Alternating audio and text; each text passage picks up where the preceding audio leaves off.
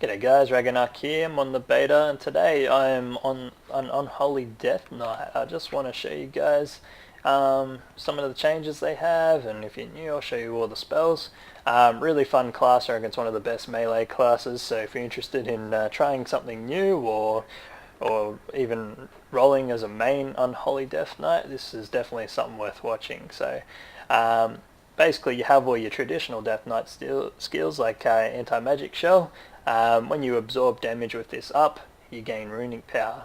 Runic power is basically your energy source that you spend. So as you spend runes, which are these here, from a lot of your main abilities, you get runic power.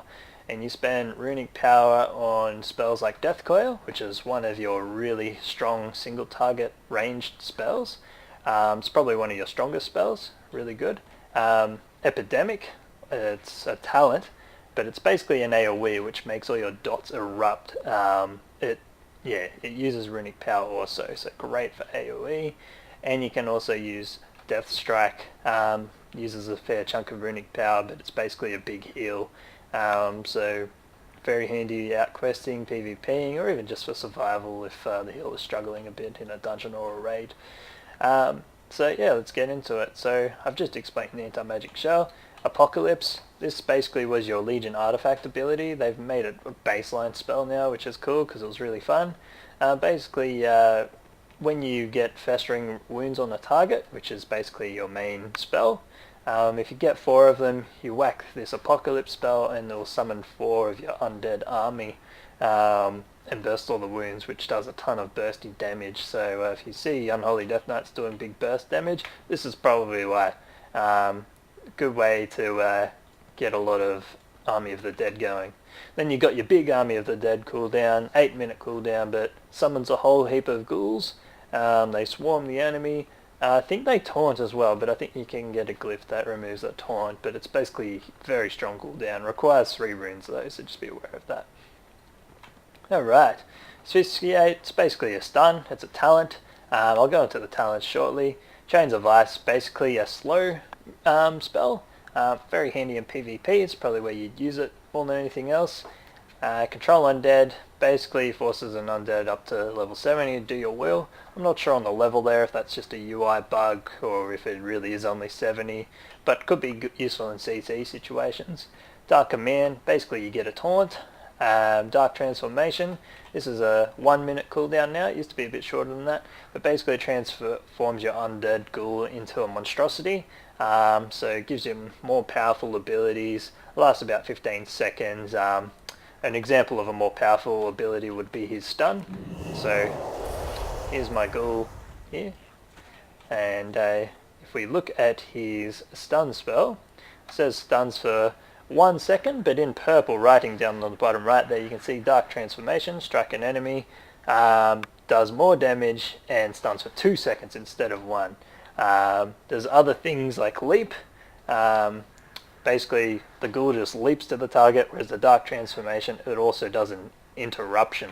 So if you're really good at managing your pet, you can actually have a second interrupt spell besides your main interrupt spell. So something worth looking into if you want to be one of those really skillful Unholy Death Knights, mainly in PvP situations. Alright, moving on. We've got Death and Decay. Basically, it's your AoE spell that goes on the ground like this. Anything that walks in it takes damage. There are talents that buff it as well. Basically, anything in here, if you use Scourge Strike, which bursts a festering wound, if anything else that's in the Death and Decay will also get hit by that burst as well. So it's another great way to AoE down your enemies. Death Coil, this is the one I said before, basically the best thing to spend your runic power on. Does a ton of single target damage. I think it's your strongest single hitting ability. Also got a 30-yard range, which is very handy in, again, PvP and even just finishing off targets in the distance. You know what Death Gate does, basically just teleports you back to your Death Knight zone.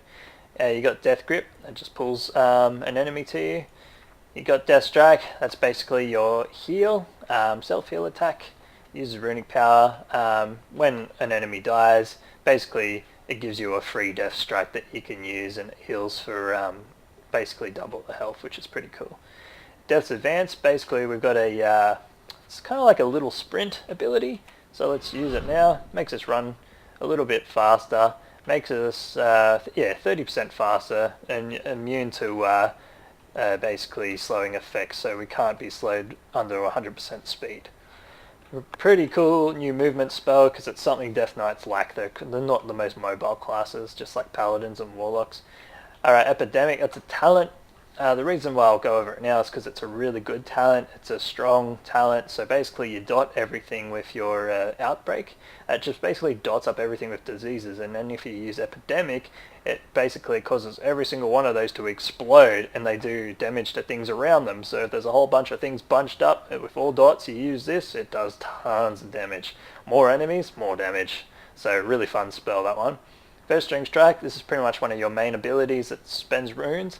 Basically, this is a spell that gets Festering Runes onto the target. So ideally, you attack a target, gets Festering Runes, and then you use Scourge Strike to burst the runes, which does a lot of damage, and it only uses one rune. Meanwhile, while you're doing that, you're generating runic power, which means more Death Coils, which are your really hard-hitting abilities.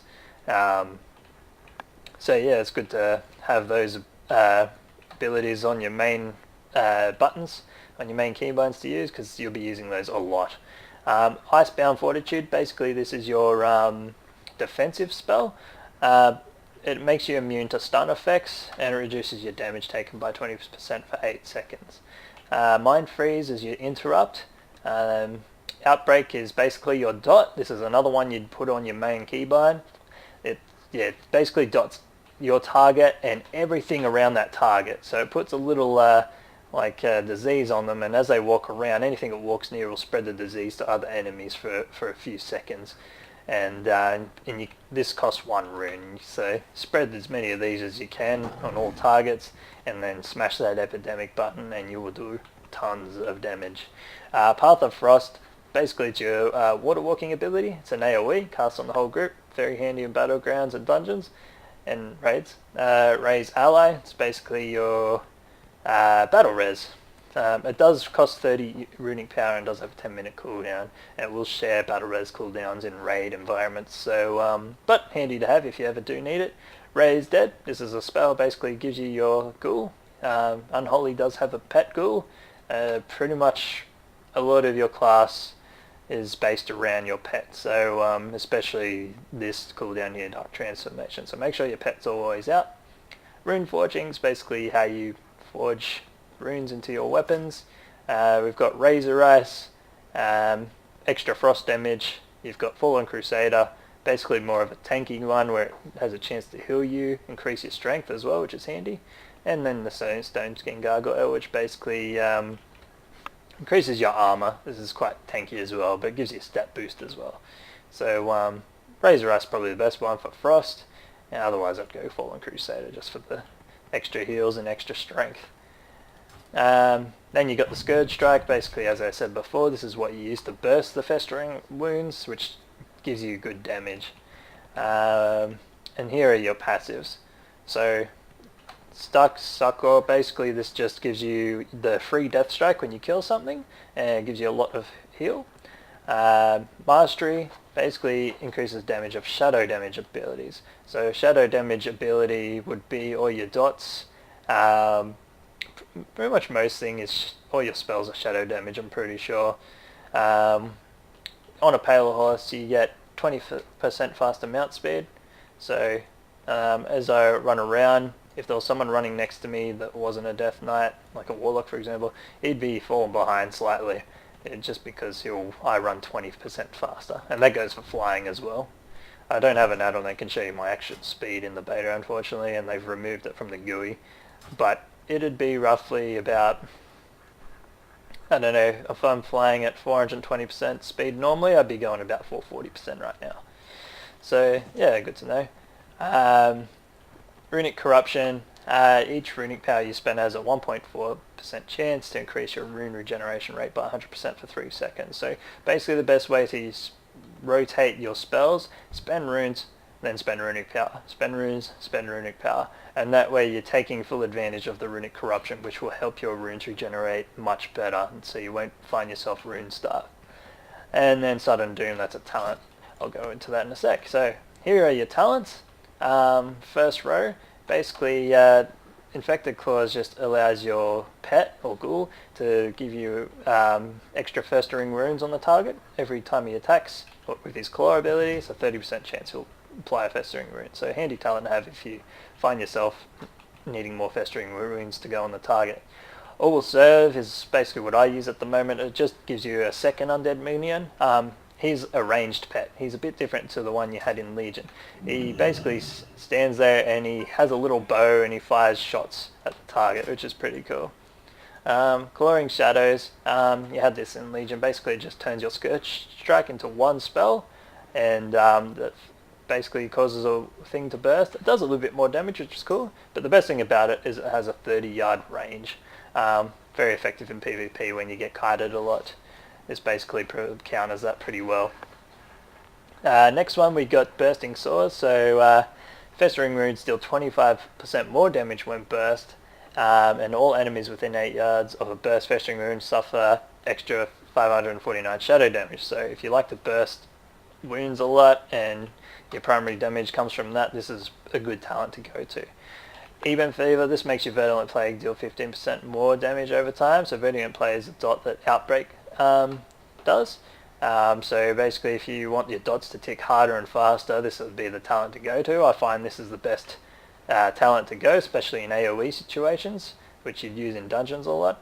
And then you got Unholy Blight. This is a new spell. Basically it surrounds you in a swarm of insects, stinging nearby enemies and infecting them with an unholy disease that deals damage over time for 14 seconds. Next tier we got Grip of the Dead. Death and Decay basically reduces movement speed of enemies standing in it by 90%, and that decreases by 10% every second, so good in a PvP situation. You got Death's Reach, so every time you kill something, you get a cooldown reset on your Death Grip, and also increases the range of it by 10 yards, which is pretty handy in itself as well. And then you got Asphyxiate, which is basically your 5-second stun on a 45-second cooldown, so if you want to stun, this is a good talent to have. Next one we got Pestilent Pustules. Basically, Bursting a Festering Rune has a 10% chance to grant you Runic Corruption, and remember Runic Corruption is basically that 100% regeneration for 3 seconds. So if you find yourself rune starved, maybe go with this talent, might help you out a bit. Harbinger of Doom. Sudden Doom triggers 15% more often, and it can accumulate up to 2 charges. So Sudden Doom is basically your auto attacks have a chance to make your next death coil cost no runic power. So every now and then you'll get a free charge of death coil, and choosing this talent allows it to stack up to 2 charges. So if you don't want to spend it straight away, this is a handy talent. That way if you get another proc, it will just stack up to a 2nd charge instead of just disappearing. Soul Reaper, here's one that has changed a little bit. Rip out enemy soul, dealing X amount of shadow damage. If the enemy yields experience or honor, it gives you a haste buff for 8 seconds. I don't see this being a very useful talent because you only get that buff if the target dies while you've got this active, and it only lasts for 8 seconds. So pretty weak talent. I feel like more work needs to go into this, but the other two definitely viable choices. Next one, basically the utility row. So Spell Eater basically buffs your anti-magic shell to absorb 30% more and lasts 5 seconds longer. Great if you're up against casters. Death Pact, basically this is like a heal, like a self-heal. 50% of maximum health. It does absorb some healing afterwards though for 15 seconds, so just be aware of that, but can be a lifesaver in some instances. And then you get your Wraith Walk as well, so basically similar to what you had in Legion. It's just another nice movement speed, makes you immune to impairing effects. Pretty cool spell. You can have that in conjunction with the Death Savant, so you can have 2 movement abilities if you choose this talent, which is nice. Tier 90, basically AoE tier. You've got Pestilence, so Death and Decay has 10% chance to apply Festering Runes. So if you want Festering Runes on everything to take advantage of your Scourge Strike in that Death and Decay, this would be a good talent to go. Probably go well with Bursting Swords and this one as well, to keep everyone in the Death and Decay. You've also got Defile, which will also replace with Death and Decay. Basically does shadow damage over time. Scourge Strike hits everything in it. If enemies are standing in the Defile, it grows in size So basically big, makes your Death and Decay larger basically. Epidemic is the one I find the most fun and the best. Basically, yeah, as I said before, just explodes all your diseases on targets, and it also AoEs that explosion as well. Tier 100, probably the most fascinating tier. Army of the Damned, Death Coil on Epidemic reduce the cooldown of Apocalypse by 1 second and Army of the Dead by 5 seconds. So if you all like using Apocalypse and Army of the Dead, it's the best talent to go because you can use it more often. Because you use Death Coil a lot, like you want to make sure you're spamming that ability as much as possible. Unholy Frenzy, this is different to the way it used to be. This is now a cooldown. Basically, it initiates you into Killing Frenzy. Increase your haste by 20%, and your auto attacks infect the target with Festering Wounds. So if you want Festering Wounds on something real quick, you pop this, and then boom, they'll stack up really quickly. And then you got your classic Summon Gargoyle, similar to the old talent you had before. It gains 1% damage every 2 runic power you spend. So you summon this guy out. He doesn't cost anything, he's just a 3-minute cooldown, and basically best time to summon is when you had full runic power, and then you can just spam your runic power, and that way it will buff his damage up really quickly, and that's how you use that. Anyways, so I'll just show you some PvP talents real quick, just because I know you guys like to see them.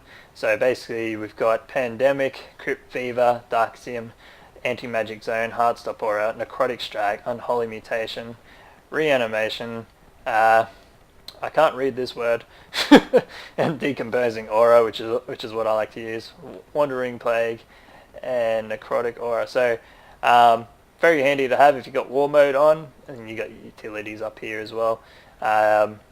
So yeah, just wanted to show you those real quick. You can pause the video and read the description of those if you'd like. Alright, I'll show you the rotation real quick, as this video's gone on for quite a while now. Basically what you do is you make sure your pet's out, you dot the targets, see the dot AoEs, so let's pretend we're doing all 4. Let's put our Death and Decay down, get Festering Runes up as quickly as we can, let's Apocalypse, then we Scourge Strike, and make sure we have this going off cooldown, and make sure we're spending our Death Coils and spending our runes to make the rune generation. Keep refreshing your dots. You'd have to do it more often if you chose the Plague talent, which I have, and keep spending your runes. Keep those Festering Runes up, keep testing them, keep spending that runic power, and yeah, and you just do tons of damage. I'll just show you how Epidemic works. So Epidemic is runic power, so let's just spend runes, generate tons and tons of runic power. Once we get to full, I'll refresh my dots on everything, and I'll just show you how this works basically. So let's dot everything up. And now let's hit Epidemic, so bang, it just explodes all the dots. Look at those numbers. Bam, bam, bam, bam, bang. And obviously keep spending runes, keep spamming that Epidemic, and you can see how many numbers were appearing there. So that's, yeah, they have one of the strongest AoEs in the beta right now. Unholy Death Knights, I think they're even more powerful than the Demo Locks, so yeah, definitely a class worth looking into for BFA if you think of changing to a new spec or main, or continue running Unholy. Anyways guys, that's all I've got to show for you today. I'll upload a video of Unholy, how it runs in dungeons later on, and you can see what the gameplay of it looks like. Thanks guys, give us a like and sub if you enjoyed this video.